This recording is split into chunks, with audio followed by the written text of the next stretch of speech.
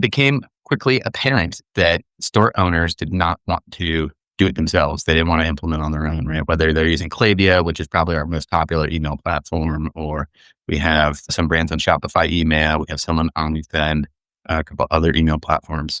And when we asked them, it was either don't have time or don't want to learn how to do it. I barely know how to use Klaviyo, let alone this thing, whatever. So then we set off on our mission to fully automate, make autonomous email marketing for brands. And we've since achieved that, right? When you sign up with Grid and Pixel, we can fully automate and personalize all your email flows and all your email campaigns.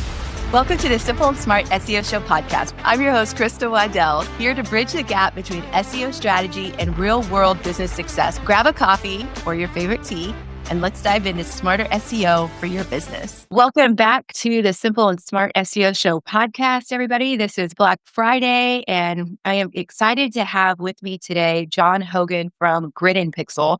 And Grid and Pixel is a special email partner of Shopify and e-commerce sellers all over the world. And so, John, thank you so much for being here today. Tell us a little bit about Grid and Pixel, how you guys got started. How long have you been working with Shopify stores? And who is your ideal client in the Shopify space? Yeah, of course.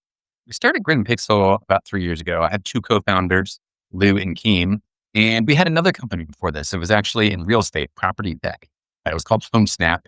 And we turned it into the largest real estate agent app in the country. And then in 2020, we got bought by a company called CoStar. Probably don't know CoStar, but they own a couple brands, apartments.com and homes.com, that they obviously Super Bowl commercials for them and everything. They actually turned HomeSnap into homes.com. So we ended up building that. But the way we grew HomeSnap so quickly was email personalization for real estate agents, helping them to generate leads. We did a lot of that. We invested in Facebook and Google marketing too. And after we came to our end at CoStar, we had some retention obligations. But in 2023, 3 years after getting acquired, we wanted to go and start another company that used the same engine that we use to grow HomeSnap, which is email personalization, but in a different industry. And we thought e-commerce would be the best. In real estate, when you're generating leads for real estate agents, you get a lead and it might convert into a sale 6 months, a year down the line. And e-com, it's great because you send out an email and you can see results, full funnel results within 48 hours. So we started Grid and Pixel, and it focuses on three things. One is email personalization. So when you send out a Grid and Pixel email, whether it's a campaign or an email flow, et cetera, the products, the product recommendations, the copy, it's all personalized to the end recipient. And we build a customer graph for each of your email contacts and figure out what are they most interested in, so that instead of just untargeted blast emails, everybody gets targeted email that converts at a high rate. Now, it's interesting how the company evolved because we had that sort of product from the beginning, and it was a self-serve product where Shopify store owners could sign up for it and then implement on their own. We got signups at first. We get a lot of app installs. But it became quickly apparent that store owners did not want to do it themselves. They didn't want to implement on their own, right? Whether they're using Klaviyo, which is probably our most popular email platform, or we have some brands on Shopify email, we have some on OmniSend, a couple other email platforms. And when we asked them, it was either don't have time or don't want to learn how to do it. I barely know how to use Klaviyo, let alone this thing, whatever. So then we set off on our mission to fully automate, make autonomous email marketing for brands. And we've since achieved that, right? When you sign up with Grid and Pixel, we can fully automate and personalize all your email flows and all your email campaigns.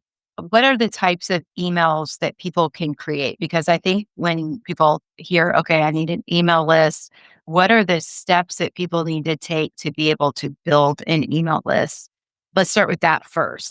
How do you even begin an email list? Yeah. So the fastest way to grow your email list is through targeted pop-ups and or cross promotion, right? So for a targeted pop-up, it's having first-time visitors and coming up with an offer that's right for them. I'm sure we're all familiar with going to a Shopify store to see get 10% off. That one doesn't convert nearly as well as it used to. We're continually testing new hooks to get people in. Some of it's using language and some of it's the offer itself. So we found recently using something like get a mystery discount a much higher submission rate than even offering like a higher percentage off, 15, 20, 25%. The second way is by partnering with other stores or industry influencers in your area where they're going to do some sort of promotion, and like you might sponsor like a free product giveaway or a free class or lesson or something like that, and drive a bunch of email signups to be entered into that raffle or whatever. And you get the emails that way. Those are the two fastest ways I know. Yeah. Okay. So then after those emails are collected, what are people supposed to do with them? Yeah. So the first thing you need to do is set up all of your flows. So if you look at the difference between like flow emails, and these are trigger automations. So a email subscriber does something on your site, right? They look at a product, they add something to cart, whatever, versus campaigns or blast emails, whatever, which is the other type of email. The flows or automations in a well-run account typically account for, I don't know, 50 to 60% of revenue generated, but only 2% of sends. So they convert at a much higher rate. Obviously, the contextual, the person did something to trigger that or in that email. And that's why they convert at a higher rate. So let's talk about those triggers. What are the things that people can do that would trigger this particular kind of flow? There are different triggers available depending on what email platform you're using. But so for like Klaviyo, there's a set of 10 triggers that are basically available. And when I say basically, it's like anybody should be using them. So first is just your welcome series. That's where you're giving somebody a discount for their first sign up. It really encourages the first purchase, right? And once you get somebody to try a product once, it's much easier to get them to try it down the line, right? Everybody should have a welcome series sign. After that, the abandonments are the most important. One of the typical mistakes or misconceptions with store owners is they think that abandoned cart email is it. And so I've got one of those and it's good. There are actually like 6 types of abandonments that you can send, and they all have served their purpose. They convert at different levels, but it's very important that you have them all on. The one that's turned on by default for your Shopify store, if you're using Shopify emails, abandoned checkout. That's when somebody actually makes it to the Shopify point of sale, right? But let's say they're on your store and they stop before that. So they just hit add to cart. If you don't have an abandoned cart flow set up as opposed to abandoned checkout, they're not going to get that follow-up email and you're going to lose conversions, right?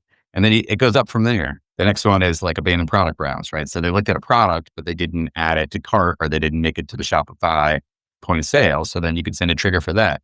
And what I tend to see is like abandoned checkout, right? Converts at a very high level, but fewer people make it that far down the funnel, right? Make it intuitive. The farther you have to go, the fewer people are going to make it. And so while flow like product browse is much more high volume, it converts at a lower level. But I see the dollar volume in terms of sales generated over an equal period of time to generally be similar, right? Checkout and product browse do about the same.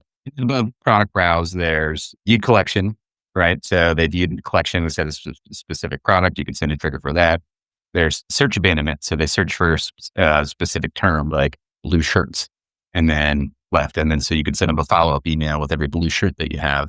And then finally, general site abandonment, meaning they're on your blog or something like that. They didn't actually look at any specific products or collections, and you could send a trigger for that. And those all produce meaningful revenue for our customers.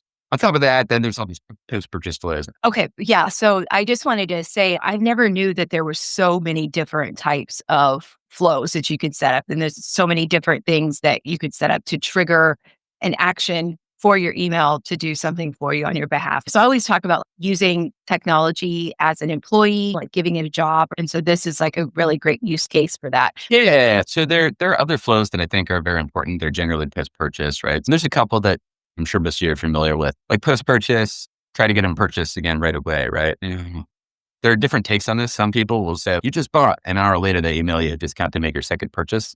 I think that works, but in a very narrow slice. It really depends on the brand and what you're selling. For the most part, I see, especially in the clothing, supplement, et cetera, verticals, which are some of the bigger categories in Shopify, making sure that like you send that message to them right after they're likely to have tried it. So we typically aim for 10 to 14 days after purchase, right? So like we use the delivered trigger and like maybe give them 48 hours to have tried it. So that they put on their jeans and tried them and said, hey, these fit really good. Okay, now I'm going to order 3 more pairs or whatever. There's another flow called Winback, right? Which is if somebody purchased and then a large gap of time goes by and you define that gap of time by default for most email platforms is 60 days. You send them some sort of nudge to purchase again. You'd have a sunset flow, which is used for controlling your email platform's costs, right? So on Klaviyo, paid by profile. So if a profile gets to be very old and they haven't purchased in a while, you have to answer the question, does it make sense to keep paying Klaviyo for this? But you can set up a flow that gives them a last chance and then automatically suppresses them. If you have any sort of consumable or supplement brand, one that's like often overlooked is what's called an order replenishment flow. So this you set on a timer. Let's say you're selling somebody like a 30-day supply of supplements. On day 25, you know that when they go into the bathroom in the morning and open the medicine cabinet or at night, right, they're going to notice that the bottle's getting pretty light and they're not going to want to miss a day if they're buying another product. So you could send them like a one-click trigger, right, where they just click that. It takes them immediately to Shopify, checkout, and all they do is push one button, whether they have a Shopify profile or not, to check out and make the next order. So those would be like all the standard basic ones that I would want to have set up for any brand. And then there are others, right? Let's just say this is based on like custom data. So for example, we have a brand that we work with, and this owner, she sells firming messages, but they're based on your Zodiac sign, right? So we're able to set up a ton of other triggers that both help us collect Zodiacs for profiles that we don't know, and then also push content out for those Zodiacs when it's relevant, right?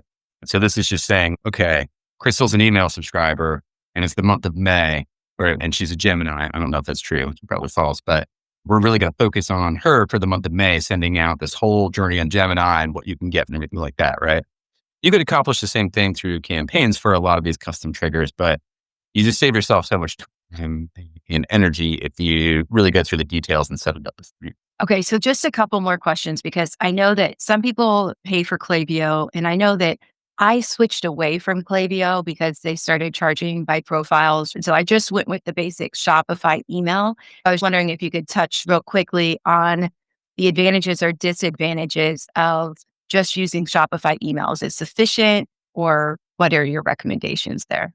Yeah, so really two things. So if you're just doing automation, you're not sending out campaigns, Shopify email, I think, can get you probably about 90% of what a Klaviyo does. Now, it depends on the brand, right? Like that 10% could actually be 50% for other brands, depending on your product, your offer, your customer base. Everybody's unique, right?